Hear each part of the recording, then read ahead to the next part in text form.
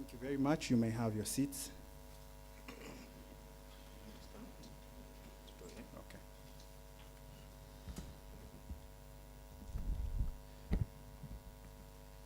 25 years ago, the Retirement Benefits Authority was established. 25 years of learning and growth, changes and challenges, achievements and transformations. The saying, or the proverb rather, that if you want to go fast, go alone. But if you want to go far, go with others, comes to mind. RBA has come a long way, and this journey has been a collaborative effort.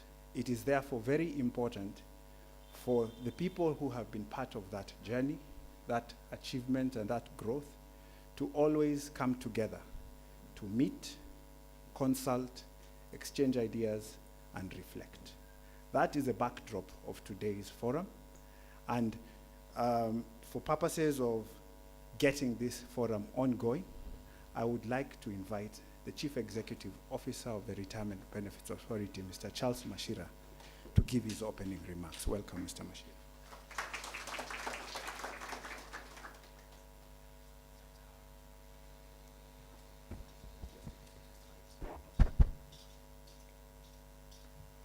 Our chief guest, Principal Secretary, the National Treasury, Dr. Chris Kipto, the Chairman, the Board of Directors, Retirement Benefits Authority, Mr. Nelson Harvey, members of the Board of Directors present from the Retirement Benefits Authority, the chief executives and industry captains present here today.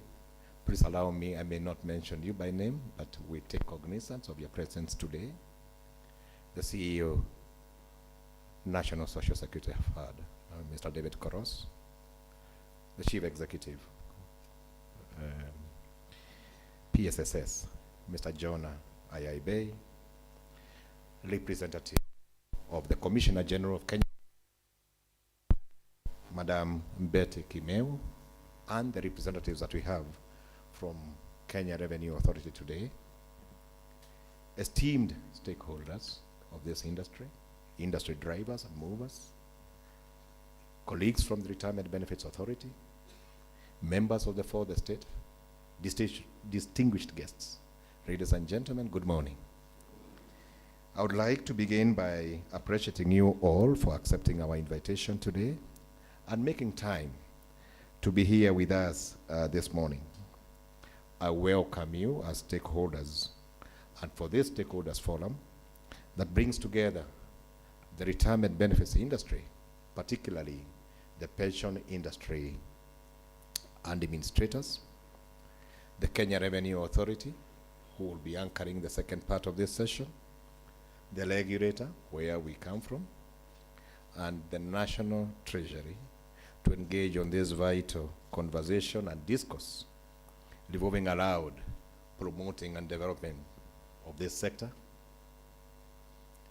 revolving around the taxation and the tax incentives that has been extended to this industry in the recent past, and also to reflect on where we want this industry to go to, collective effort. And therefore, I invite you in this space, and I believe we are joined by one singular agenda to ensure that the Kenyan worker retires in dignity.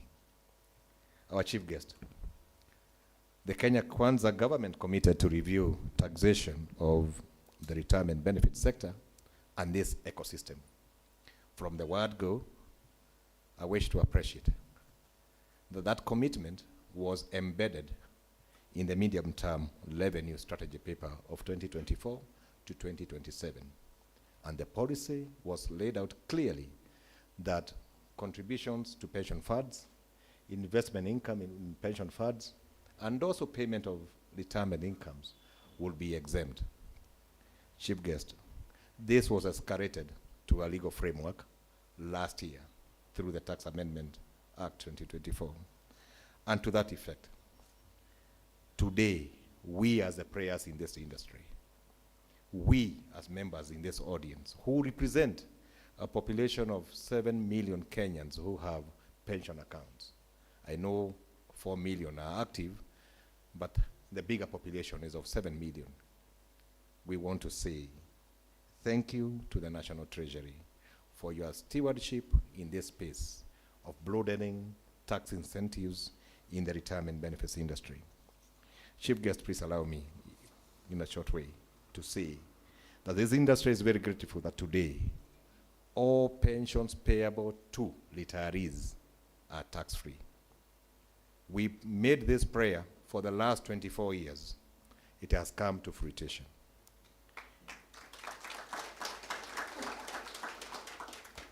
Chief guest, let me add that even for the members who are contributing to pension funds today, we made prayers over the years, and today all employees in Kenya can limit contributions and be tax exempt to the tune of 30,000 Kenya shillings per month. We want to say thank you.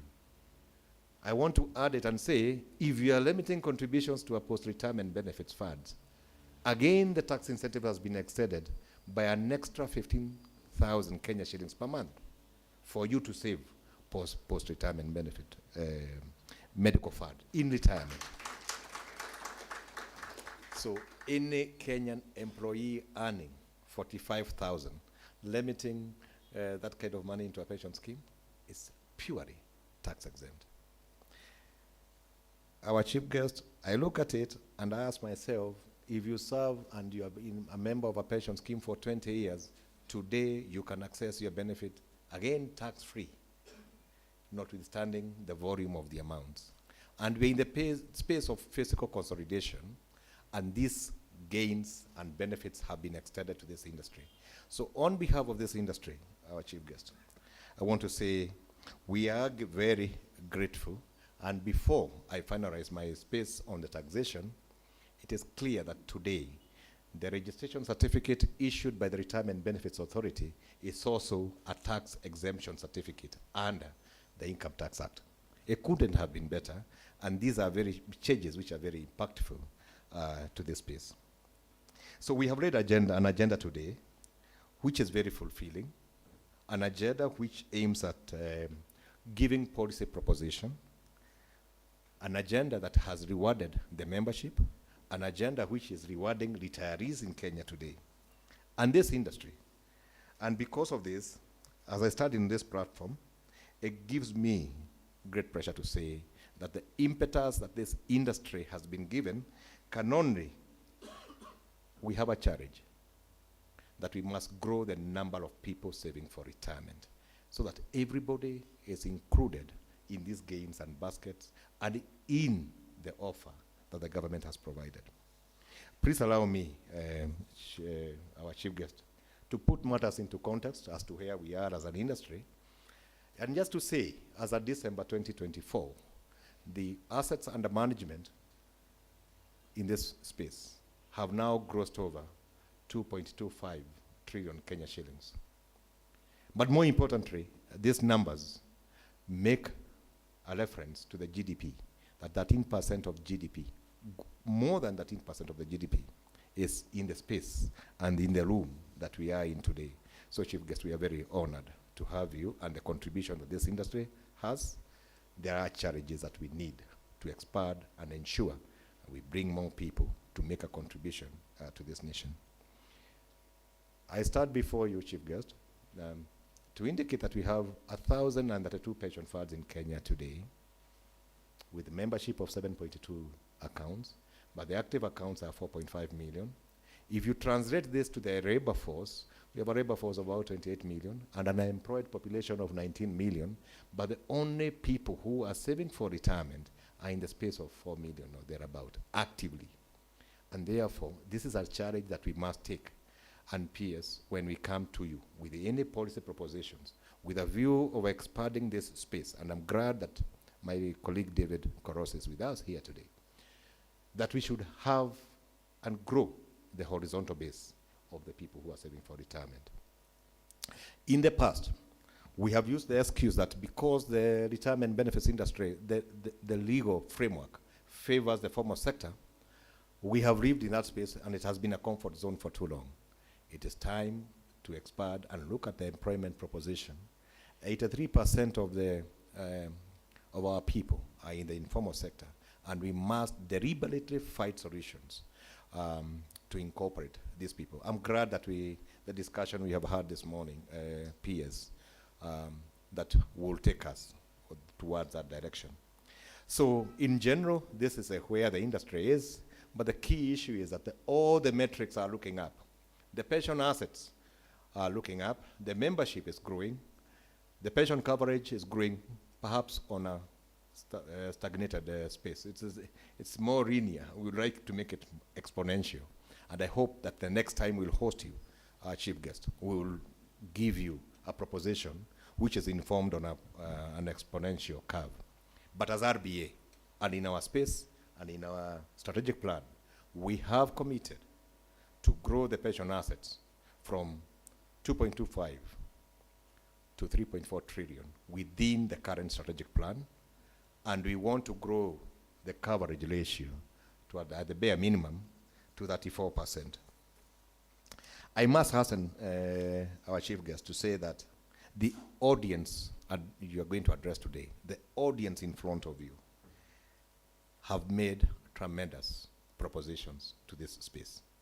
Everybody in this room, they are that one registered administrators, they are also internal administrators of pension funds, but everybody in this space speaks to the growth agenda, and everybody has made a contribution on the growth of this industry, and I'm very delighted to see the industry captains present here today. I want to appreciate you all, because I also know that you are enablers of the business proposition. You are the link between ourselves and the members who are saving for retirement. Our chief guest will allow me to just share with you an insight on our current pension survey that we conducted recently. And these are material facts that even as we speak about the growth proposition, 55% of the Kenyan population who are earning a retirement income are earning less than 20,000 Kenya shillings, even as we speak, pensions issues. 75% of the population of retirees, and the administrators are here today, are earning pensions largely lesser than 30,000. And there's only a small population of 2% who earn a pension beyond 100,000. The reason, peers, is because the Kenyan worker accesses their benefits as they move from one employer to the other. And I think we need to come with a proposal and find a solution as to how we harness these funds without leakages. When I look at the industry and the international standards, the income replacement rate in Kenya, the ratio of salary at the date of retirement and the pension earned is nothing to speak about also. It's 33% today, which is even below the IRO's standards of 40%. And we are committed to make propositions towards ensuring that the adequacy of benefits in retirement moves from 33% to a ratio which is commensurate with the salaries and at the point of exit from service. P.S. The interesting one is that all the respondents who are interviewed during this survey, 83% of them, with those minimum amounts I've spoken about, 20,000, 30,000, each one of them have at least one dependent, 83%. So if you earn 20,000 and you have dependents are relying on you, it paints a gross picture. And all of us, therefore, are being invited to the space. What can we do to ensure that these numbers, as they are today, when we meet next, we are reducing the exposure of the Kenyan retiree? Peers, I've spoken to the issue of coverage, and I think I want to appreciate that you came and assisted us during the launch of the strategic plan. You also, in partnership, launched the National Retirement Benefits Policy. We are the implementation stage. I know there's a team from Treasury and RBA and the industry who are going to work on this. But the question of coverage, the space of 26% of the population saving for retirement is not viable. Allow me to say that we have a challenge of unlimited contributions, PS, and it is good to make a disclosure that we present today, the unlimited contributions now is we are heading to a space which is dangerous. We have 57 billion Kenya shillings, and I think the figure is even higher. The latest number is closer to 60 billion as of 31st of March of unlimited contributions, and 98% of this space is from the public sector, particularly the county governments and the bigger universities in this republic. I will not exceed from this for PS. Please allow me to say this, that even as we celebrate the growth and the 2.25 trillion Kenya shillings, if you look at where this money is, 70% of this money is in government paper. 20% is with insurance companies. The quoted equities have now around 9%, and property, which used to be a troublesome investment proposition, is now in the neighborhood of 12%. 92% of the industry assets are in 4 asset classes out of a range of 15. Our proposition is that we need to enhance financial literacy to the trustees. We need to offer propositions on alternative assets. We need to speak to the industry and perhaps get a round table where people can make propositions as to how we can diversify these assets. It is clear that we have challenges in terms of the concentration risk. In closing, Chairman, our peers, I'm proposing, and we will be coming to you, our outlook is that we will be seeking on behalf of this industry to broaden and enhance the space of the tenure of the trustees. Currently, trustees serve for a term of 3 years, which is renewable once. The industry is saying maybe that term is smaller, and perhaps we'll be coming to you to seek for that dispensation. We are clear that we need to strengthen the law so that we can streamline protection of the members' contributions by ensuring that employers take offense or are punished for non-remittance of contributions. We are here with KRA today on 2 fronts to speak to the good gospel and what has happened in this space in terms of incentives. But we also want KRA to come into this space for the deviant employers who are not limiting contributions to give powers through KRA for agency collection of unlimited contributions. And I believe that we will make that proposal soon. Our chief guest, the question of enhancing preservation of benefits is with us. Today, every Kenyan employee who exists from service, even when they have a job and they have a letter for the new employer, they still want to access money. The current law allows 50% access of what you have accumulated. We want to say, and I know this is a discourse that the industry has brought forward, perhaps locking in everything may not be very practical for now, but maybe we should increase from 50 to 60% so that people cannot get more than 40%. And maybe next year when we come, we enhance it to 70%. And that way, we also make propositions of bartering of products so that when people leave and they cannot pay school fees or mortgages and Medicare, that they have an alternative as to how the pension fund can support them.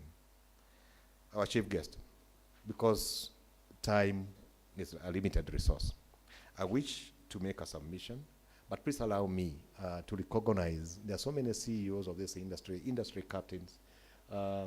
May I request them to be upstanding just to be recognized and appreciated today, Sandeep and the team. Thank you. Thank you all. I may not recognize, we won't mention you by name, but you hold a special space in this industry.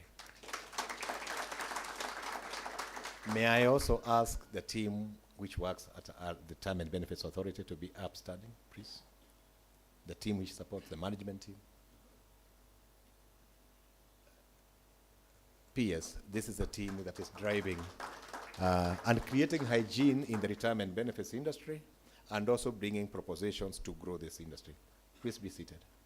So with those remarks, Chairman and PS, may I take this early opportunity to say thank you very much for accepting our invitation, for gracing this early morning meeting with the industry. The industry is eager to speak to you and to hear from you. and you are in a space where the impact of your tenure for that short period in the National Treasury is already being celebrated. And I believe the industry presentation will speak to that. May God bless you all, and thank you very much.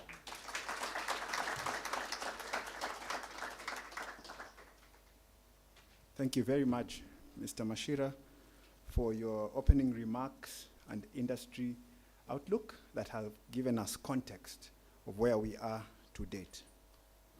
Before I invite the second speaker, I just want to notify you that this event is being streamed live on the Retirement Benefits Authority YouTube and Facebook platforms. So for those of you, your colleagues who may not have been able to be here, you can notify them that they can follow us through those particular platforms.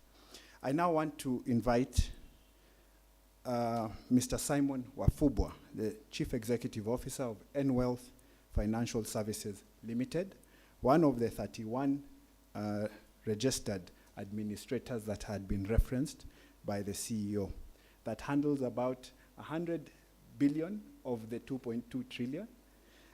He is here in his capacity as a council member of the Association of Pension Trustees and Administrators of Kenya, and an industry expert with over 20 years. Let's welcome Mr. Wafubwa.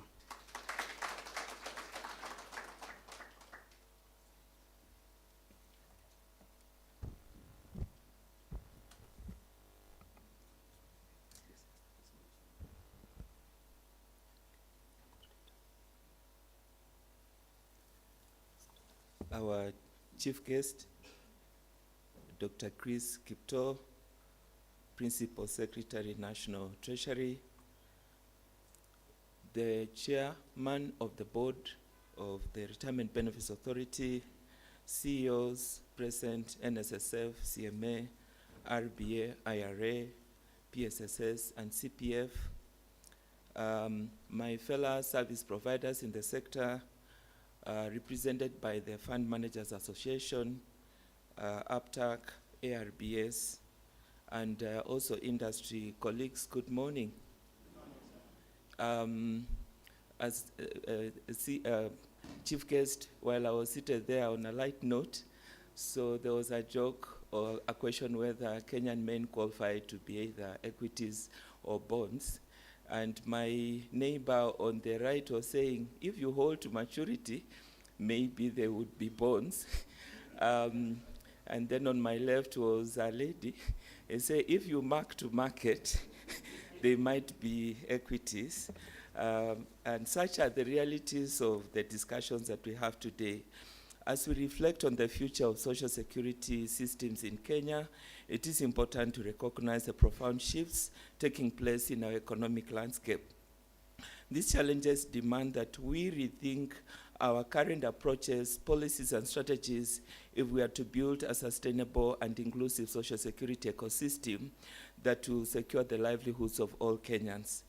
We are living in a time of undeniable transformation, and our demography is shifting. Chief guest, I keep thinking how would be a Kenyan millennial look like in retirement, or a Gen Z, or even a Gen Alpha. But these are actually the realities of the demography changing. And with their behavioral trends, these are likely to challenge our futuristic trends as regards to social security. At the same time, Kenya is facing the realities of an aging population, a population that is placing an increasing burden on our social security system. Yet, over 70% working in the informal sector are not saving enough for their retirement. This is not just a gap, it's a ticking time bomb. The world around us is changing too. Income patterns are evolving, driven by the rise in the gig economy. Technological advancements are shaping financial inclusivity, global geopolitics, trade policies, economic uncertainty, including the effects of currency fluctuations, continue to redefine the environment that we play in. Like J.F. Kennedy Jr. observed, He said that it's not safe if the majority who have around, and for the few who have plenty, but the majority don't have, it will no longer be safe. So in the same spirit, we must acknowledge that a fragmented social security framework is not sustainable. And a time has come for us to come together like we are doing to be able to redefine policy framework that will be able to shape our future. We must therefore shift focus from short-term fixes to long-term resilience, from isolated welfare measures to a comprehensive system that supports job creation, encourages saving, strengthens financial inclusion, and also reduce the cost of living. The future calls for bold, thoughtful reforms that will safeguard livelihoods, empowers communities, and ensure that no one is left behind.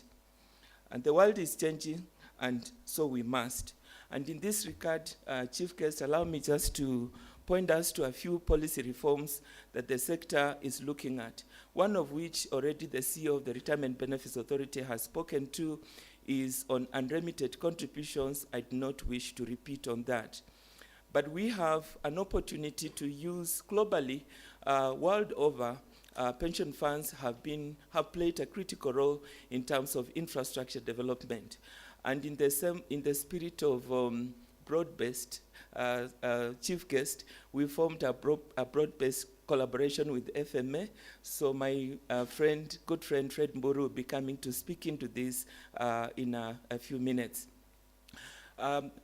The impact of the NSF Act 2013 has been really huge, and the numbers are being reflected in the growth of the sector, and the sector is very appreciative of the transformative agenda that the government has.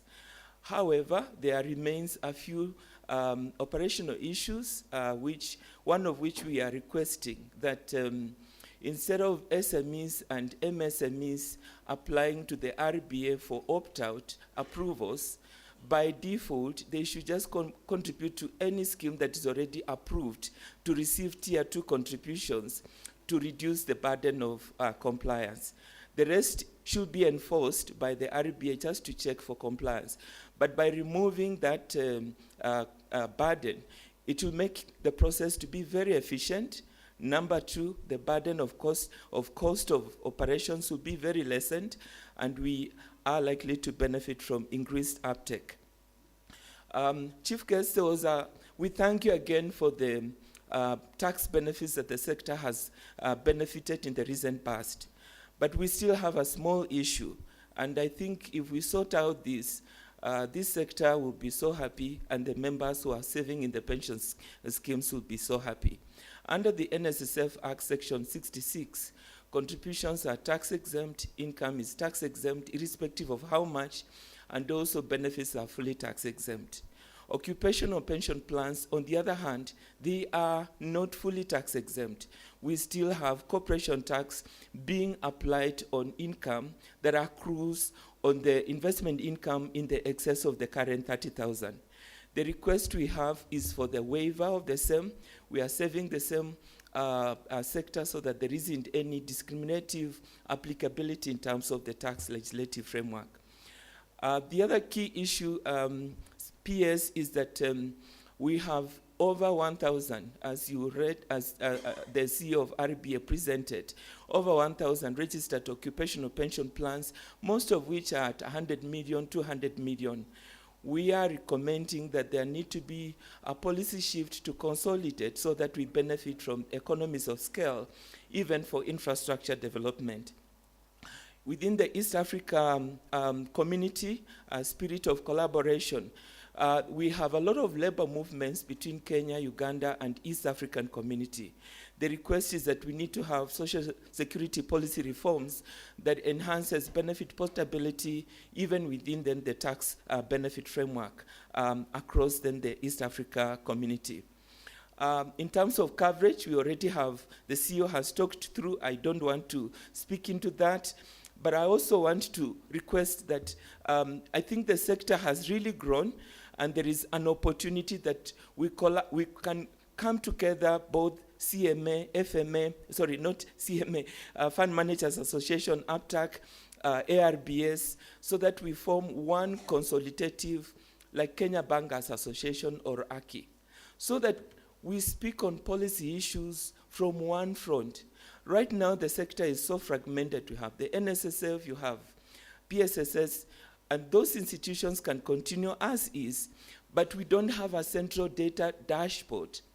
Right now, decision-making is data-driven, and data analytics is playing a critical role in terms of decision-making, strategic foresight and insight to shift policies. We recommend that we can actually have a one common body like Kenya Bankers that can be able to help us together to articulate policy issues in a collaborative way. The other key thing is that the sector PS is now closing into 3 trillion, but we don't have a college for social security. Who is going to serve the sector? I think time has come for us to have an initiative through which we can develop human capital that will be able to sustainably serve the sector. I think at this point, I would just want to ask Fred Mburu to come and wrap it up in terms of the FMA submissions. Thank you.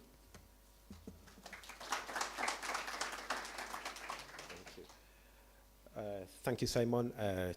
Chief guest, PS National Treasury, Chairman, Retirement Benefits Authority, CEOs present, all protocols observed. I think mine will be very brief. Simon decided that I need my 5 minutes of fame. This stage, I'll take less than that. Really just to add my voice to the industry in terms of some of the key reforms that we are proposing. And I'm happy to say that many of these reforms we've conversed with the Retirement Benefits Authority.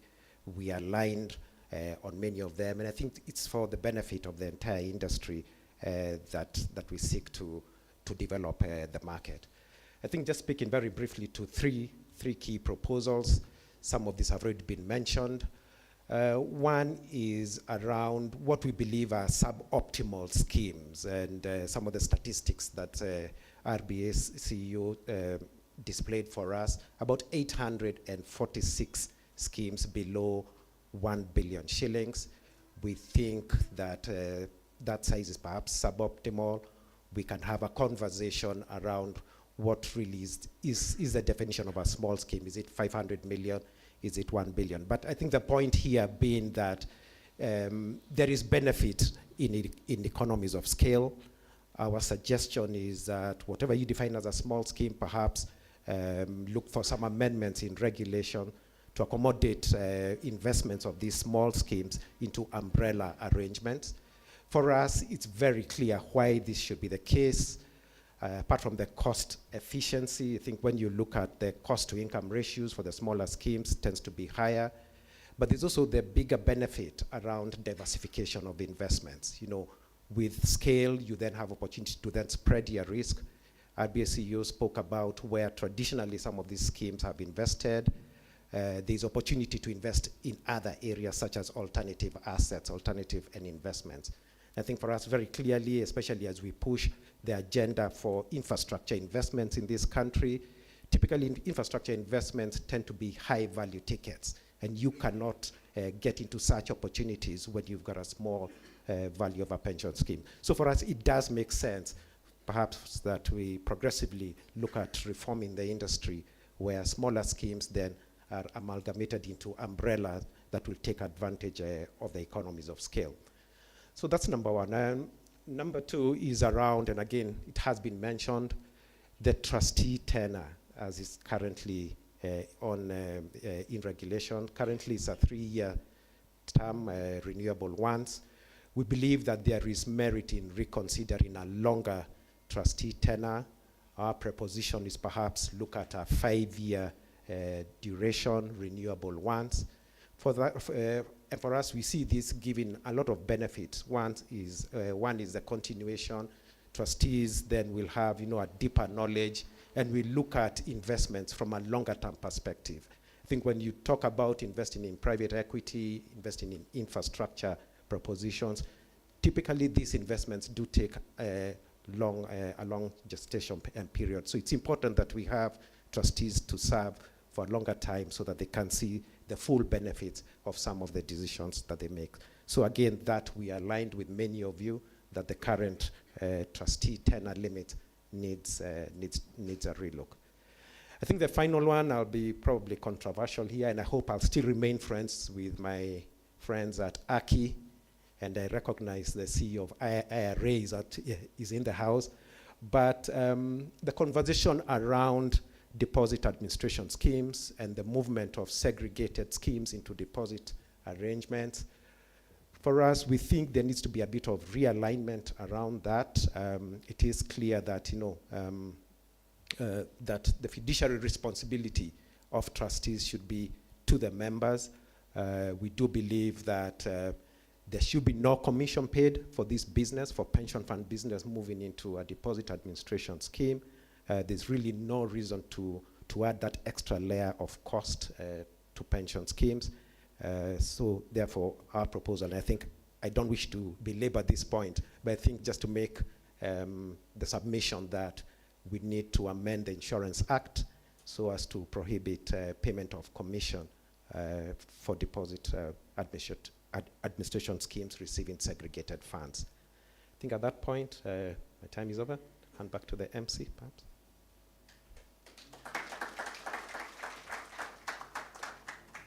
Thank you very much, Mr. Wafubwa and Mr. Mburu. To make it a trifecta, I want to invite Mr. David Koros, the Managing Trustee and Chief Executive Officer of the National Social and Security Fund, to also give brief remarks. Karibu, Bwana Koros. Sorry. Thank you, John. I was telling John he has refused to grow old. I knew him as a young man and he has remained young. So, Chief Guest, PS, National Treasury, Commissioner, IRA, Chairman, Retirement Benefits Authority, CEO, RBA, distinguished ladies and gentlemen, industry captains, good morning. I can bet that I've been ambushed. I didn't have a speech. I didn't have Mashira just asked me to make a few comments, but yes, I said, why not? So I think a lot has been said by the 2 or 3 previous speakers on behalf of the industry. And I don't have much to say, actually, but my comment would be, and I've always insisted on this comment whenever I get an opportunity, 25 years down the line, we are still thinking around Retirement Benefits Act, 25 years down the line. And I've challenged the industry, and it's good I challenge you again today. First and foremost, we need to think, and I've said this many times, we need to think as an industry out of the box, and sometimes even without the box.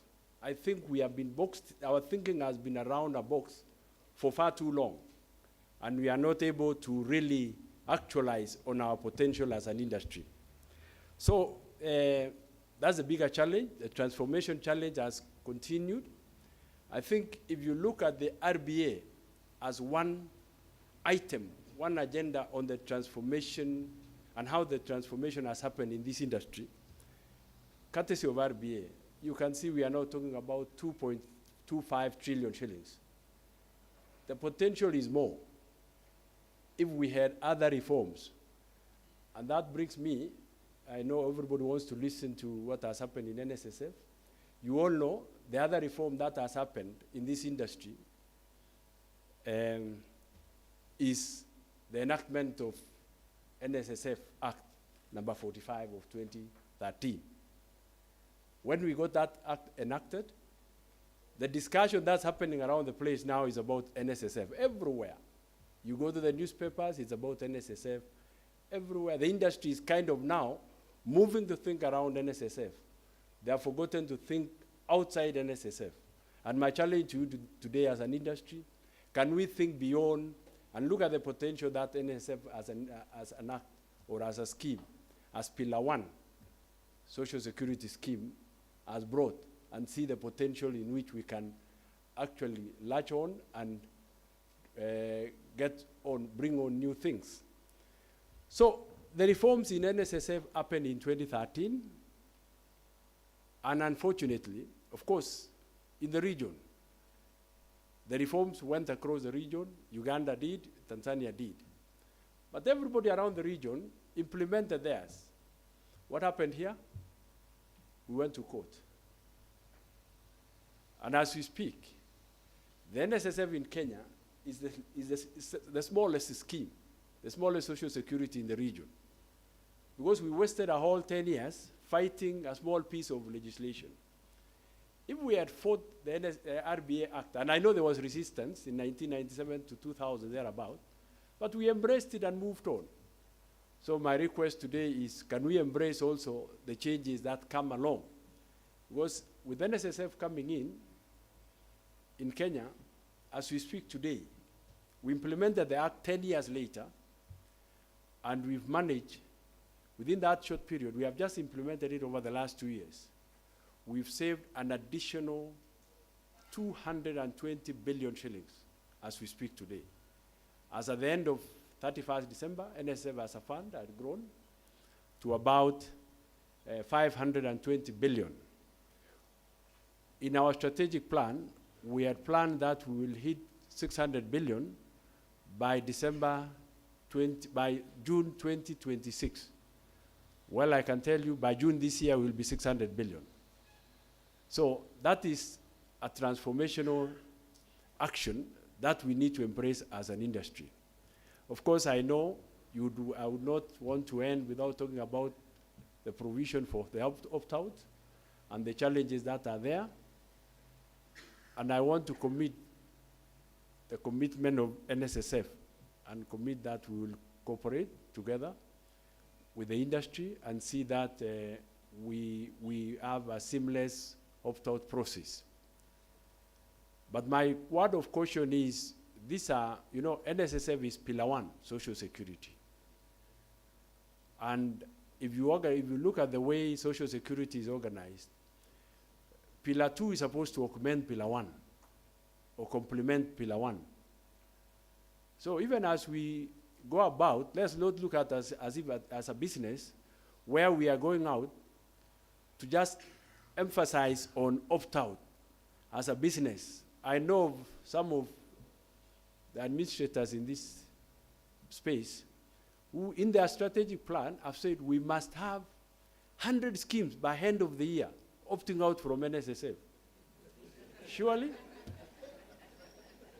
if you do a strategic plan where your main focus is opt-out, then let's not look at it as a business. So anyway, I think I had made some comments earlier. So we laud the transformation that's happening, but let's jump to the next level of transformation. Let's not be mesmerized, or let's not go back to the transformations that have been there before. We need to move RBA. We need to bring in new asset classes. We need to find ways and means of creating diversification in the investments that we do. We want to find ways and means of creating value to the members. Remember, at the end of the day, all of us are here. The members are out there. The beneficiaries are out there, and they need value for what we do. So let's find a way. I like the way Wabupu said. Let's create value. Let's be innovative in our investments. Let's give returns, but also don't forget, Mashira, and I want to challenge you, as you do this, don't forget costs. I think we are running into a serious debate in terms of costs of administering the industry as a whole. We have fund management costs here, custodian costs here, administrative costs here. And I was thinking, maybe to manage some of these things sometimes, and I like the idea that Obubu has mentioned, and I agree, this is what I've also thought. It might be perhaps time, as an industry, we need to think of consolidation.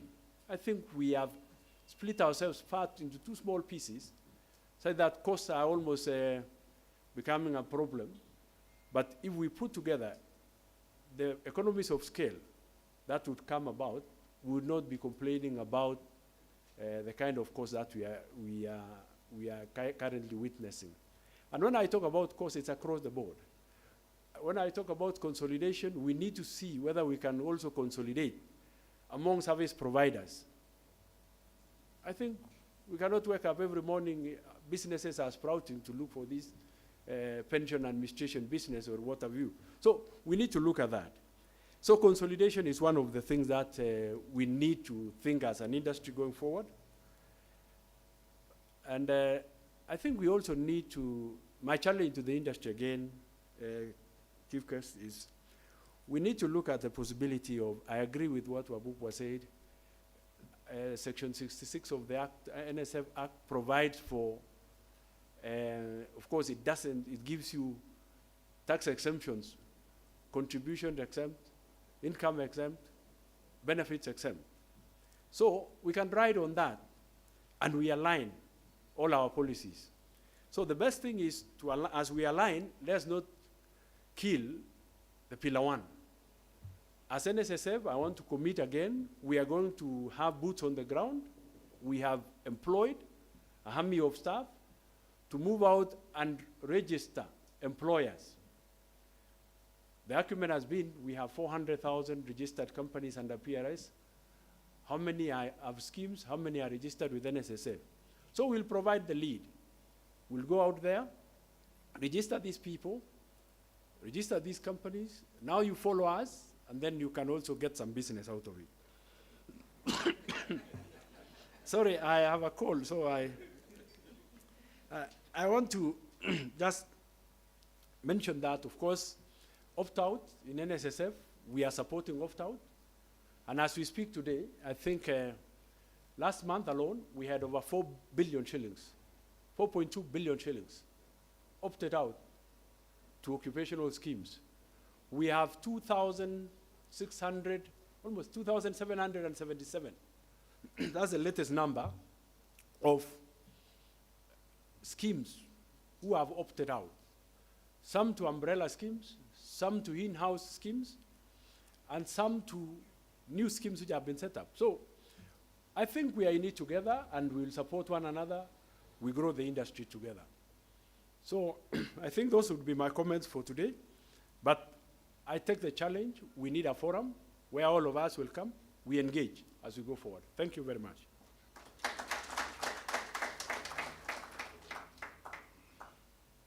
Thank you very much, Mr. Koros. I now want us to make progress to the next phase. And protocol normally demands that I would invite the Chief Executive Officer to invite the chairman, but he has delegated to me. And therefore, I want to take this esteemed honor to invite Mr. Nelson Harvey, the chairman of the Retirement Benefits Authority, to give his remarks. Karibu-san.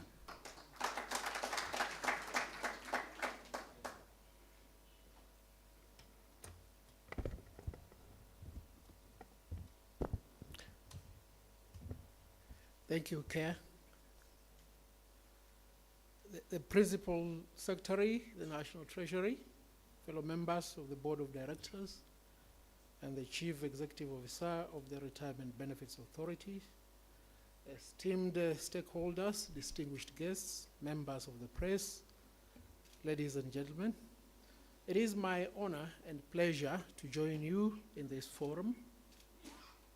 Barely 8 months since the launch of the authority's 6th strategic plan and the National Retirement Benefits Policy, this forum gives us an invaluable opportunity to consult with industry captains and experts and fine-tune the implementation. Ladies and gentlemen, it is undeniable that Kenya's retirement benefit sector has grown by leaps and bounds since the inception of the authority. The sector now accounts for 14% of the nation's gross domestic product, and its impact on the overall economy is significant. Yet, so much remains to be done towards the realization of Kenya's economic transformation agenda. We cannot rest when only 26% of the workforce is saving for retirement. We must actively seek out the bulk of our workers, especially the self-employed and those at the bottom of the pyramid, to also secure their retirement. To that end, Honorable Principal Secretary, the authority is most grateful to the National Treasury for having operationalized the Kenya National Entrepreneur Saving Trust, which augments the independent pension plans and provides a safe and convenient avenue for our workers to secure their retirement future. Ladies and gentlemen, with assets under management amounting to 2.25 trillion, pension schemes are considerable drivers of the gross domestic savings, and they significantly impact in the investment climate. The National Social Security Fund Act 2013 is a significant development in that area. The Act not only increases pension adequacy and coverage, but it also contributes tremendously to the nation's gross domestic savings. However, 92% of scheme assets are concentrated in only 4 permissible investments, that is bonds, shares, land, and guaranteed funds. We must examine why trustees shy away from the rest of the 14 permitted investments. It is particularly concerning that since the introduction of the 2020 of an asset class to enable schemes to invest in infrastructure or affordable housing projects, no such investments has been made so far. Large schemes have the capacity to provide capital for infrastructure and climate-related initiatives, thereby playing their part as good corporate citizens while displacing the need for external borrowing. I challenge the stakeholders present to propose the changes needed, if any, to actualize such investments. Ladies and gentlemen, the sustainability of retirement benefits arrangement cannot be achieved without proper funding.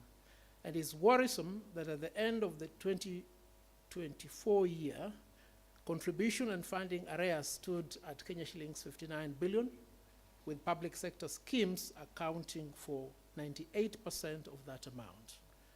The authority is grateful for the tireless efforts of the National Treasury to find a lasting solution for the challenges besetting schemes serving workers of devolved units. And we look forward to the output of the multi-agency task force that was appointed for that. We also are at the consultative stage on amendments aimed at making the authorities' enforcement capacities more robust. Ladies and gentlemen, the Tax Laws Amendment Act 2024 is one of the most momentous developments in the nation's tax regime. This amendment will greatly improve the pensioners' welfare and encourage voluntary savings. We thank the government for making this amendment, notwithstanding a very tight fiscal environment. We are also grateful for the recent amendments to the trust laws, which have brought clarity and efficiency in registration processes, and we thank you for the National Treasury's continued support in developing the legislative framework in that regard. Ladies and gentlemen, as I close, I wish to underscore the critical role that you, as industry captains and stakeholders, play in the sector. Without your labor and expertise, without your proposals for improvement, and your cooperation in enforcement, without your marketing and messaging, and the sector wouldn't be where it is now. For that, we thank you all. Thank you very much for lending me your ears. I look to the rest of the program. Thank you, friends.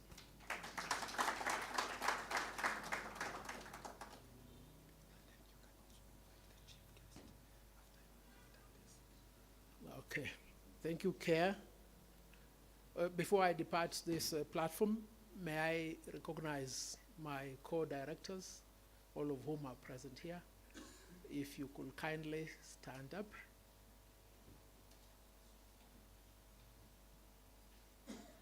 And because we are the host, we want you just to hear their names from this side as we go this side. Ambrose, start.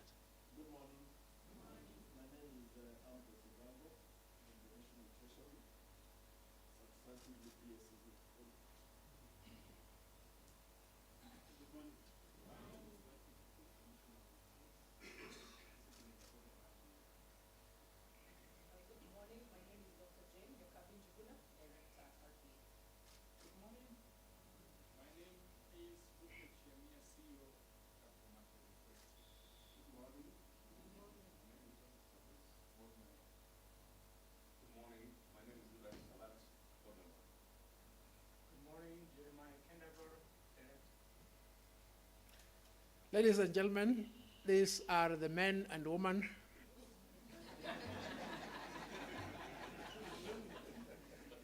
well, I take no responsibility for the default, but you can be guaranteed the woman performs effectively and efficiently as 10 men. Thank you, Professor. Now, Charles and Claire, do I welcome the PS or I hand over the mic to you? Dr. Chris Kipto, our guest of honor, and the PS in charge of our ministry. It is my pleasure to welcome you to speak to your clients. Karibu.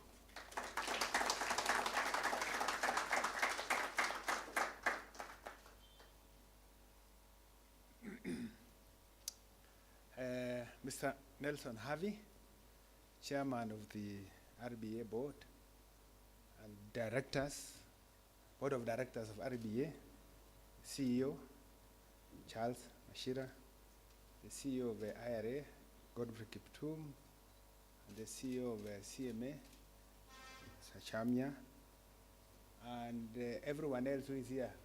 How are you? Salamiana, Mjambo. I was reflecting on my attendance of functions in the financial sector since I became PS, for insurance sector, for CMA, and RBA. And I think circumstances have conspired to favor the retirement benefits sector. Because just last week, I think it was last week, Shamba was supposed to come to your function. It was not possible. Kiptum first, it has been elusive. But I promise to make an effort to be present. I think I enjoyed the briefing session thoroughly. I think I really was able to catch up on many issues in the sector. So I have a speech which has been prepared, and we have been trained that we need to stick to the script, so I'll deviate once in a while. So thanks for inviting me to this event. I was in another function of RBA in August last year to launch the strategic plan and the national retirement benefits policy. So today I'm here again for this function. And it's a forum that has been convened at a time when the pension sector is encompassed with significant economic, demographic, and policy transformations. So it's a moment to reflect in our journey, especially since the coming into being of RBA in 1997, when the RBA, the Retirement Benefit Act was legislated. This legislation has led to the establishment of a dedicated regulatory agency, the name of RBA, and the laying of minimum standards for managing retirement schemes. And since then, the sector has experienced remarkable progress. But I must admit, even though we have made progress, there is still much more work that needs to be done, as I've heard from many speakers that have been here. I will skip a bit on the economy and go straight to what I consider as necessary for today, and that is to focus on the financial sector. And I want to say that this sector, the financial sector services, remains a key pillar of economic growth, playing an integral part in resource mobilization, capital formation, and ultimate economic expansion. The financial sector had a moderate growth in 2024, with the third quarter expanding by about 4.7% of GDP. Growth compared to 15.5% the previous year. And I think if I speak about the macro in the last 2 years, you recall by October 2022, we were at the peak of inflation. At that time, inflation had gone up to 9.6. And in that year, we registered economic growth of 4.9. Exchange rate also was under huge pressure, and it had traded to nearly above 160 shillings per dollar. And the fear of possibility of failure to settle the $2 billion Eurobond last year, 2024, is what contributed to a lot of uncertainty. But we took action, proactive action, to do liability management by going to market to issue and buy back that bond to the tune of 1.5 of the 2 billion. It was a successful operation because we were looking for 1.5 billion. We got $6.2 billion. That was a manifestation of the confidence that investors have on the Kenyan economy. And that action, combined together with the work that central bank did through monetary policy tightening, led to lowering of inflation to the extent that now we talk of inflation being at 3.5%. In fact, it had come down to 2.7. And the exchange rate has stabilized from 160 to around 129, 130 for a while now. And we have seen this also leading to build-up of reserves at the central bank. There is our reserve position have gone up now. We are talking of almost 10 billion worth of reserves. So that gives us the cushion. It gives us a buffer for dealing with external shocks. And you can imagine, I think, probably the shilling would have even been stronger if that presence of central bank was not there in the market. And then interest rates have come down. And today we are talking about treasury bills. I think last week when I was getting the auction results, the treasury bill rates were around 8.8, which is half of what it was last year when we were talking about 16%. For us in treasury, that is good because it means interest rate that we have to pay for maturing obligations will have to be lower. And so, and bonds have come down also to, I'm now talking about 13, even 14%. And the capital markets have seen also good progress, equities doing well, despite the shocks, of course, of the last 1 or 2 weeks, given what has happened in the US economy. But overall, the macroeconomic landscape has been generally performing well, underpinned by a growth of GDP of around this year, that last year is 4.6%. The previous year it was 5.3, and we are 5.6, and then we are projecting 5.3 coming in the coming year. So amidst this macroeconomic landscape, the retirement benefit sector has quietly emerged as a pillar of stability. Today, as you have heard from the speakers who have talked earlier here, assets under management exceed 2.2 trillion. If I heard clearly, it was 2.25. And this is equivalent to 13% of Kenya's GDP. This is a testament to the sector's central role in mobilizing long-term savings, supporting capital markets, and providing a safety net for retirees. Ladies and gentlemen, RDA in the year 2000 marked a turning point in our journey. At that time, the sector was fragmented, informal, and largely unregulated. Today, we are proud to have a well-structured industry with over 1,000 registered schemes, in particular 1,031 registered schemes. And we have also strengthened governance and enhanced oversight. We have also witnessed the evolution of pension products with increasing inclusion of previously excluded groups, particularly low-income earners. This has been achieved through investment diversification, ensuring that pension funds are invested in secure, long-term assets that deliver value and ensure sustainability. These achievements are the result of collaborative efforts across the sector, from the regulators and trustees to fund managers and administrators. I wish to express my sincere appreciation to each of you for your contributions.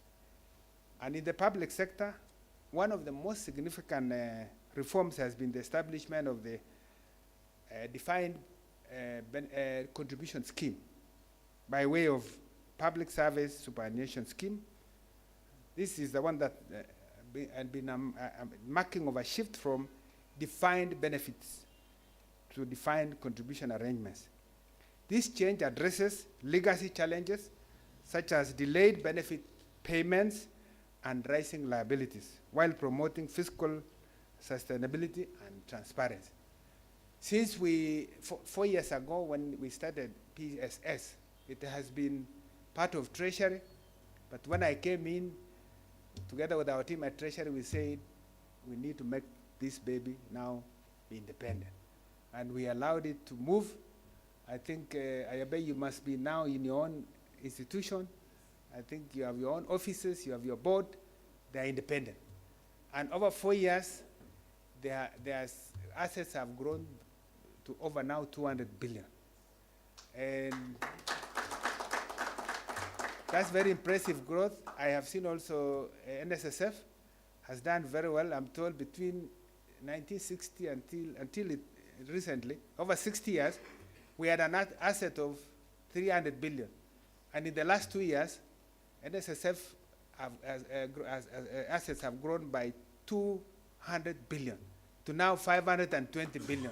Can we give them a round of applause? So only these two institutions, 500 plus 200 of the 2.2 trillion. That's a significant amount. And so I really am cherished. And of course, the remaining component that is in Treasury is what we are struggling. I think we are also working hard to make sure that we keep paying on time. But of course, you know, sometimes because of exchequer issues, we are not able to do that. But I want to say this, that one of the public pension service pension front, I want to confirm or reaffirm National Treasury's unwavering commitment to enhance the pensioner experience through technology, innovation, and service modernization.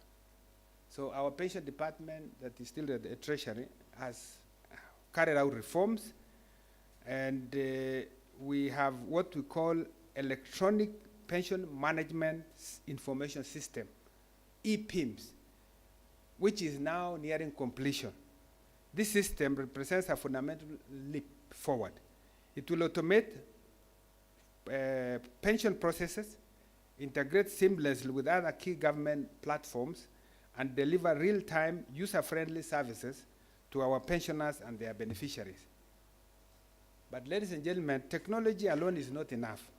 The success of this digital transition rests squarely on the quality and integrity of the data we migrate into the new system.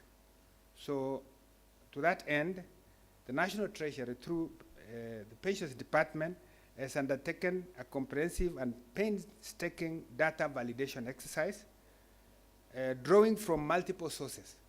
This has included pensioner self-registration through the portal we launched on 5th December last year, as well as the reconciliation of the payroll, bank, SACCO, and dependent records. And I'm pleased to inform you that up to today, we have achieved 87% success rate in updating key identifiers. This is a commendable milestone. We have carried out this exercise with compassion and deep understanding of the diverse circumstances of our pensioners. After the 3-month window for self-registration that closed on 28 February 2025, we offered another 15-day extension to accommodate those with genuine constraints. Based on the feedback received over the 15 days, and in the spirit of inclusivity, and to prevent any unnecessary disruption to the pensions payments, we have made a final decision, which is to reopen the portal one last time until 10th May 2025. Let me be clear. This has been an open, inclusive, and empathic process. But the time has come to conclude this phase and finalize a clean, credible pensioner database. With the progress made, we are preparing to roll out the e-pension system fully to align with the new financial year beginning 1st of July 2025. Accordingly, I must emphasize that any pensioner who fails to validate or update their information by 10th May 2025 will be suspended from the payroll starting that month. This is not a punitive measure.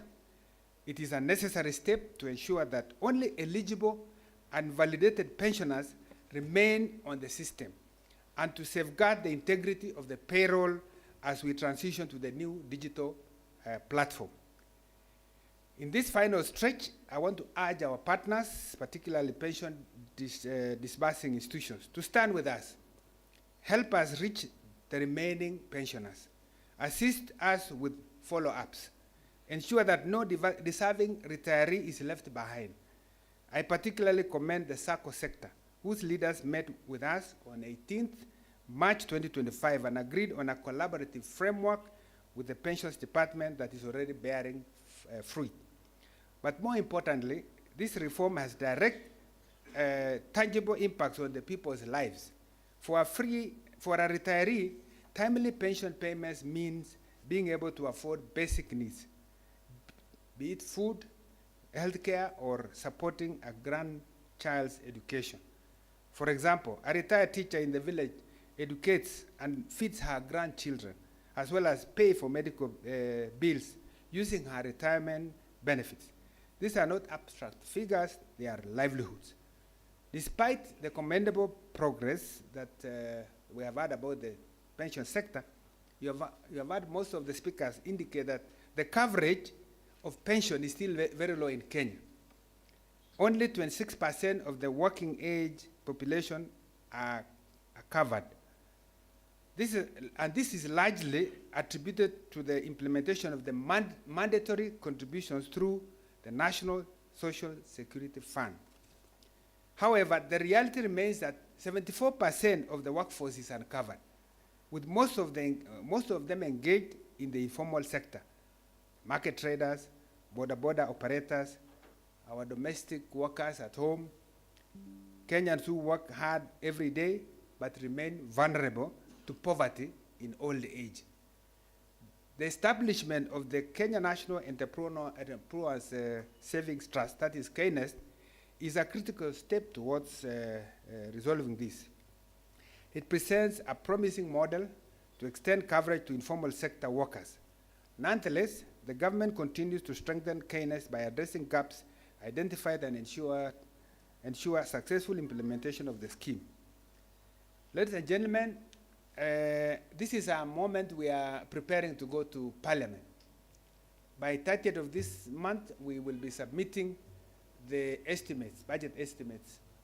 And the Constitution requires that the minister must submit budget to Parliament accompanied by ways and means of raising revenue to finance that budget, the famous finance bill. And I'm happy to note that last year we were able to take reforms to Parliament that also gave benefits to this sector. And whenever we talk about finance bill, people think that it's about raising raising measures. No, it's more about improving the incentives, raising resources to finance the budget, but also addressing important issues. So the recent tax law amendments that affect the retirement benefit sector offered positive incentives for increased pension savings and aim to encourage saving for post-retirement healthcare, which is a growing concern for many. And these are the reforms that we managed to have last year. One is that all pension payments are now exempt from taxation. This is both monthly pensions, whether they are lump sum or gratuity. Isn't that progress? So those tax measures gave an increase of 30%, because by exempting you, it means you have 30% additional income to you. Number two is that contribution to a post-retirement medical fund is now tax-free, subject to a limit of 15,000 shillings per month. So you can get into a medical fund, post-retirement medical fund, contribute up to 15,000 without being taxed. Isn't that progress? We must, and also if you want to contribute to a pension, contribute to a pension scheme, we have now raised it from 20,000, which is tax-free. That's also good for the pensioner. Isn't that progress? And lastly, if you have investment income from a post-retirement medical fund, whether or not the fund is part of a retirement benefit scheme, you now enjoy exemption from tax. So I want to say that the government remains committed to work with relevant stakeholders in order to address implementation gaps as they may arise. Forums such as these are vital for that purpose. And I think we discussed in the room, I have given my pledge that the industry can discuss some of the issues you have been having, and let's meet in the first week of May. I'll personally lead the Treasury team to make sure we go through the issues and find a way to implement them. And I'm happy to see the chairman here, CEO, is chairing a committee of experts. I think when we were in the PSS forum last year, the CS gave me a directive to meet you, the industry, and see ways in which your sector can contribute also or take advantage of opportunities in the sector, like PPPs, for instance. What role can you play? And I think there is good progress. You call yourselves committee of experts. And this committee of experts has done a good job. We have gazetted them. I hope the gazette notice has come. And we are looking forward to your experts. So we hope to get some good input from you. Koros, are you doubting that he's an expert?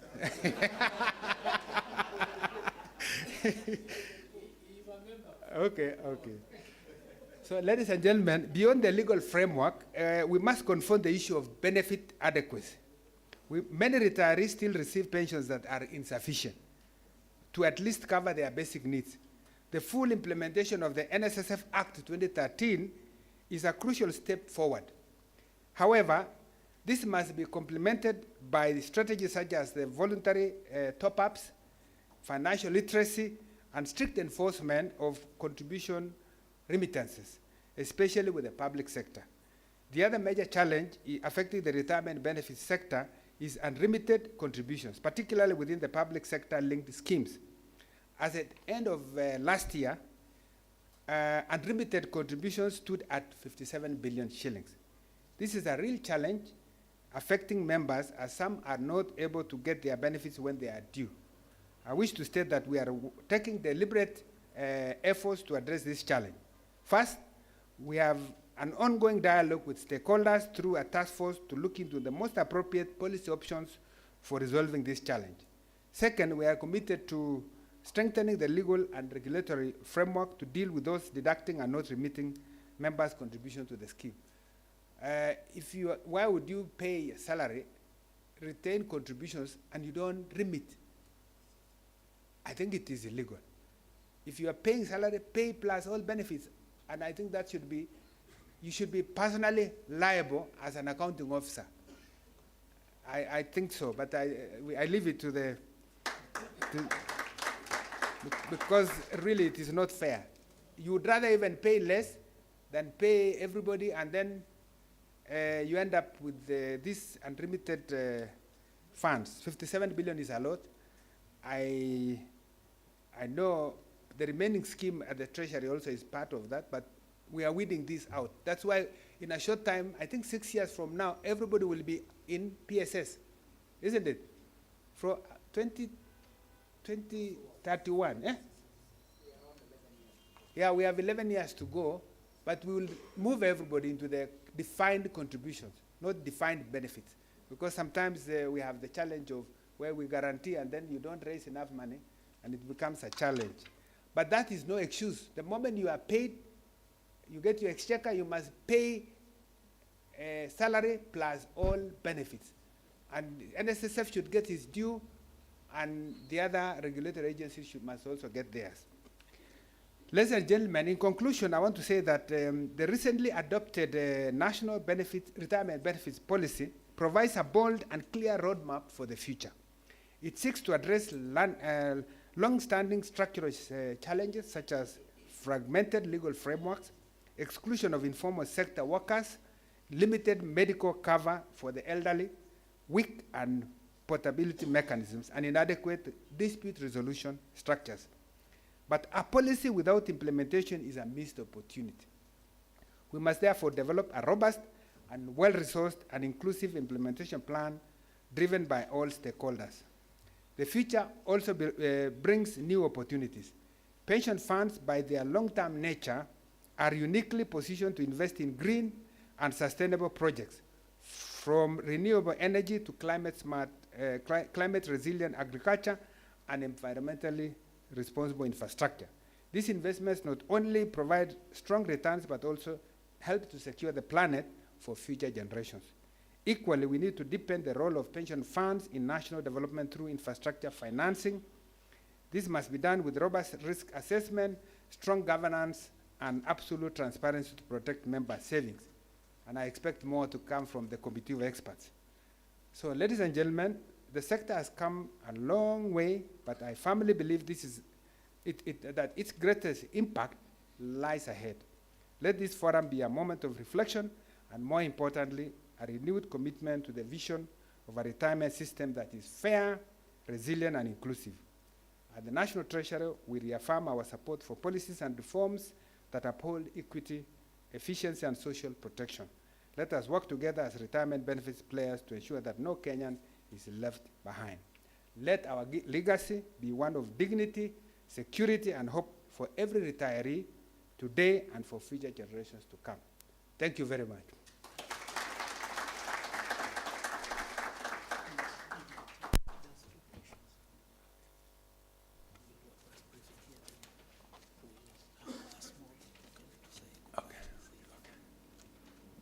So I know I'm required to rush back to the office to join my CS in another meeting, but I will take and then 1 or 2 other minutes for whatever you want me to do, and then I can rush. So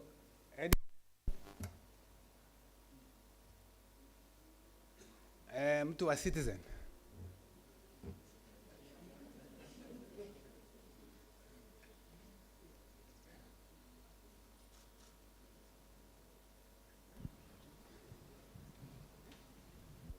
Oh, I thought you wanted to ask. Okay. Anyone with a question? Please raise your hand. He's preparing for an outside interview. Okay. It seems there are no questions. Okay. Yeah. And we have experts. Remember the experts here. If I cannot answer, the experts are here. Thank you very much for allowing the opportunity for a question. Mine is actually not so much of a question, it's a comment. We are very happy, we are very grateful that in our lifetime, we have seen a removal of taxation for persons who retire in Kenya. Some of us did not expect we would see that in our lifetime, and it's something we appreciate very, very much. There's just one little comment I need to make as a practitioner. When we exempt retiring persons from tax, we do very well. But we should not forget there are persons who don't have the privilege of retiring because they die. They die in service. As it is, the benefits paid when a member dies, as matters stand today, are taxed. It is my submission, PS, that those benefits should also be considered for exemption, because the families, the surviving families, orphans, widows, are more deserving of tax exemption just as much as persons who are retiring. They are voiceless, and we put this matter to you, and of course to those that work towards making sure policies after amendments are also reasoned out and rationalized to include any gaps that may have been left out. Thank you very much.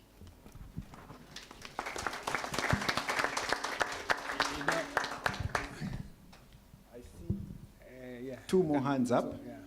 So we'll take those two and then. The chairman of Committee of Experts wants to ask me a question. Chairman, sorry, Chief Guest. I mean, the moment people must be curious, what am I doing? Okay, I mean, we are representing you as an industry. We are going to finish the job of getting views about what we need to do to support our development needs. And kindly, we work with the PPP Directorate.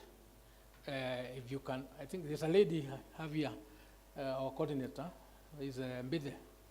Yeah, I would like that you submit your views about what you think you need to be put in that report. We are finalizing it and we are soon handing over. It's very important that we play a role. This morning in another session before I came here, I've said that before we were not as a country behaving as Africans correctly.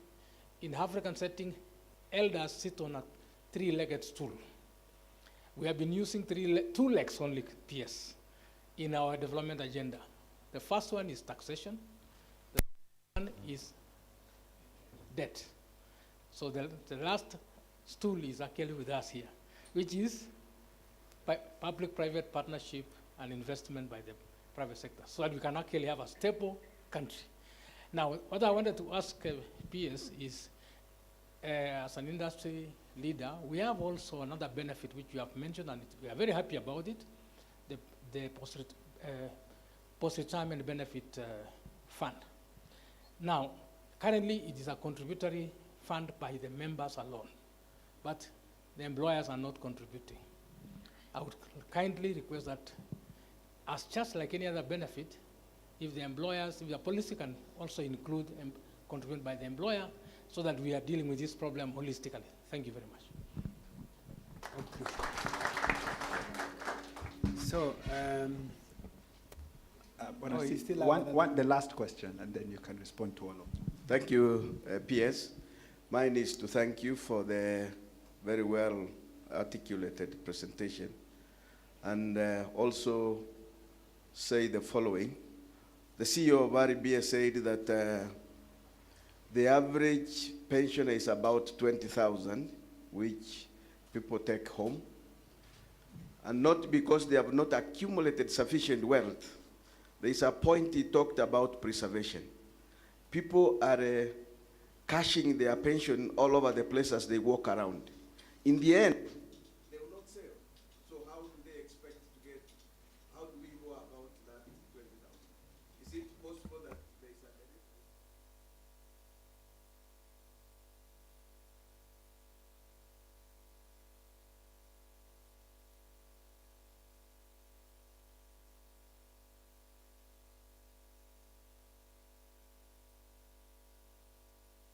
about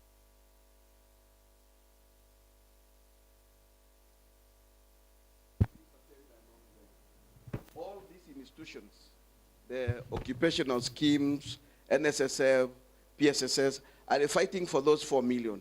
How do we expand to include the other 83% so that all of us, there is, the quantum is bigger for all of us?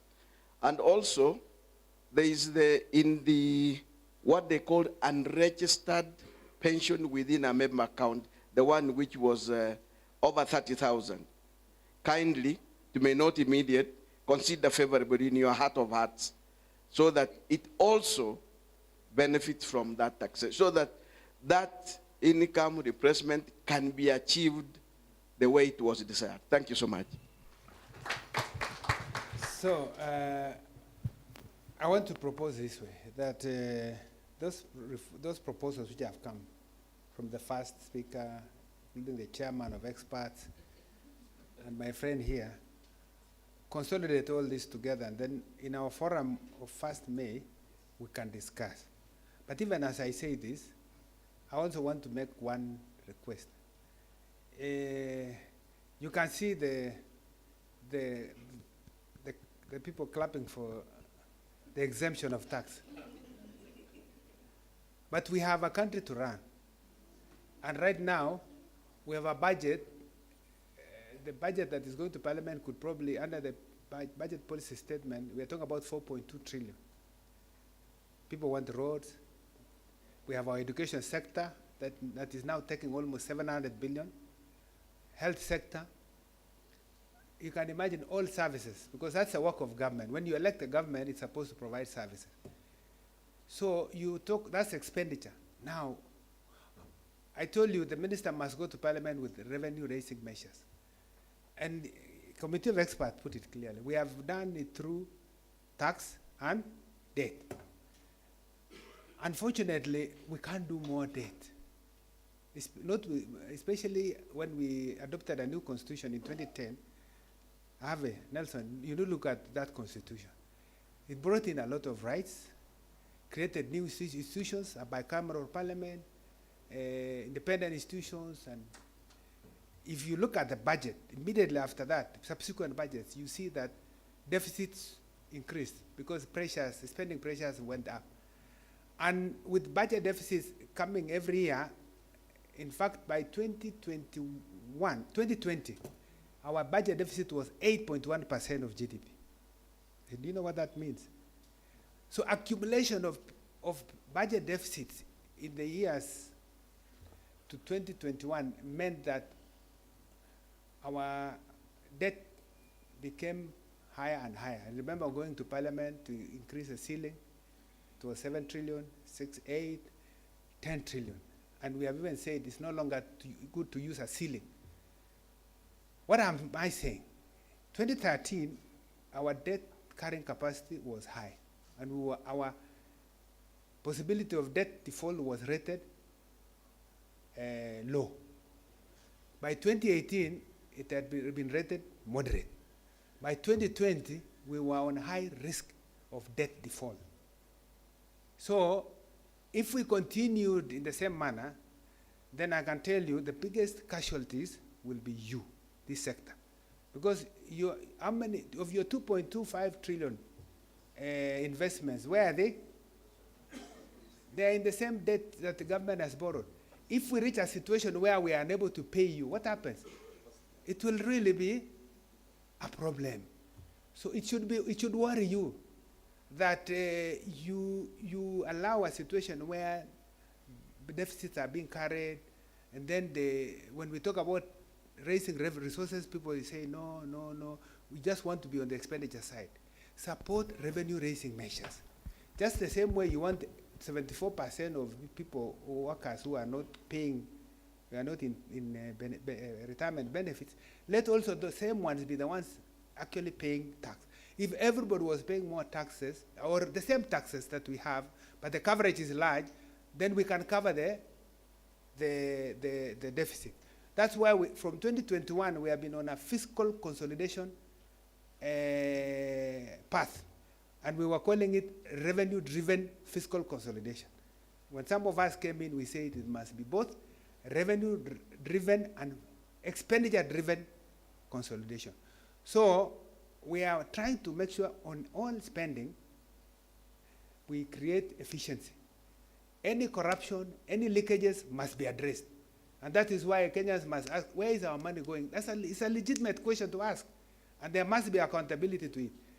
That is why, as last week, we have moved as a government to a new system called e-procurement.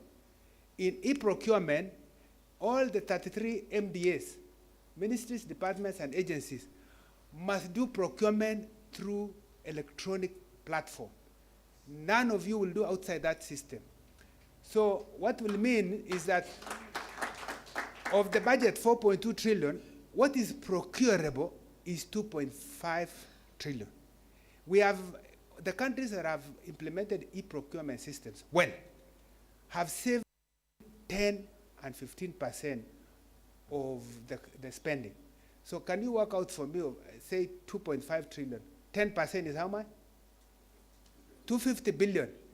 If we are able to reduce expenditure by 250 billion, because you know when you do e-procurement, you don't need to be, if you are a vendor, the idea of producing volumes of documents of bids and carrying them around will not be there. You, from the comfort of your office, wherever you are, you just submit electronically. So transaction costs will be drastically reduced.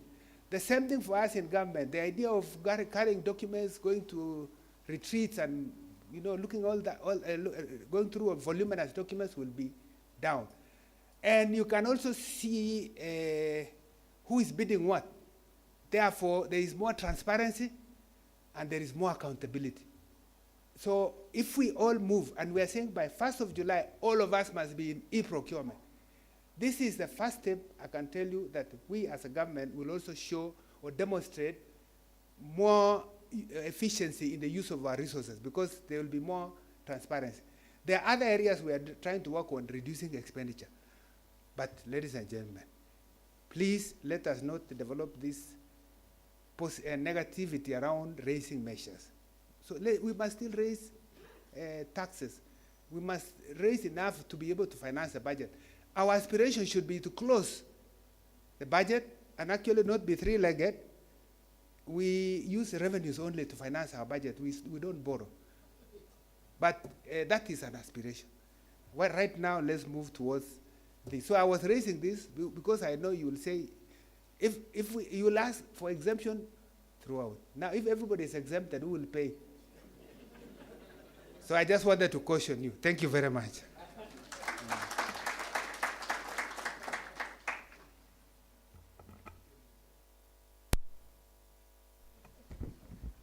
Thank you very much, Bwana PS, for your remarks. I would now like to invite Dr. Jane Njuguna to come forward for two roles. The first role is to appreciate the PS and then give a vote of thanks. And lastly, Bwana PS, if you would allow us to, for our board of directors and yourself, to take a photo up front. So karibu, Dr. PS, we are grateful for the quality and quantity time that you have given to us this morning, and we want to remain conscious of what you've informed us that you need to move to your next engagement. The authority and all industry stakeholders who are here are really grateful for your exemplary leadership. In your closure of your statement, you have charged us to create a legacy of dignity and hope in old age. And that is what we will do. And that is why we pray that our angel, who has been making our calendar of needs at the authority and the industry with yours to match, that angel may continue so that you can be present, because when you're with us, you're inspiring us and causing a sense of urgency from what we say. You have invited us to meet with you, or our leaders here and captains of industry to meet with you in May, and we are grateful for the open doors. May the Lord strengthen you as you continue leading us. Thank you very much.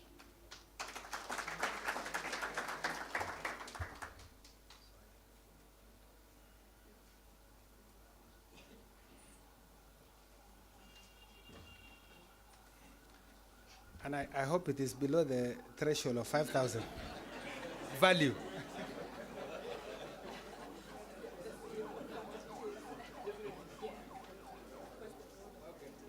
Directors, you can come. Thank you very much.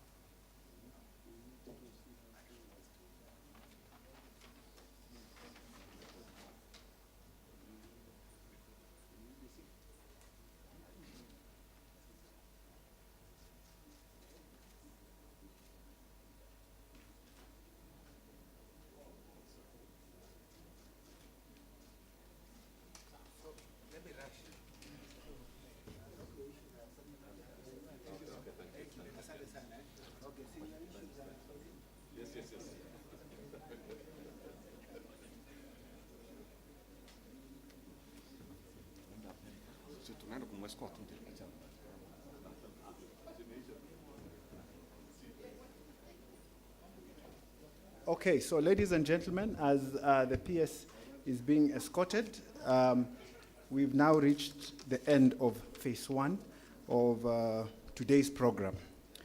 We therefore are going to break for a health break. Tea is being served at the balcony as you step outside all the way to your left. Thereafter, we shall congregate here after half an hour, so that will be at noon to start the second session on tax. So welcome, ladies and gentlemen, for the health break.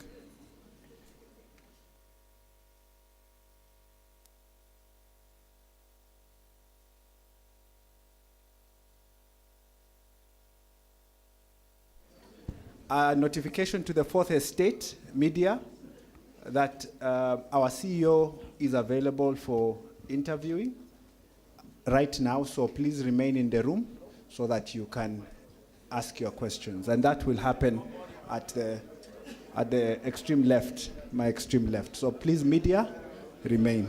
Thank you.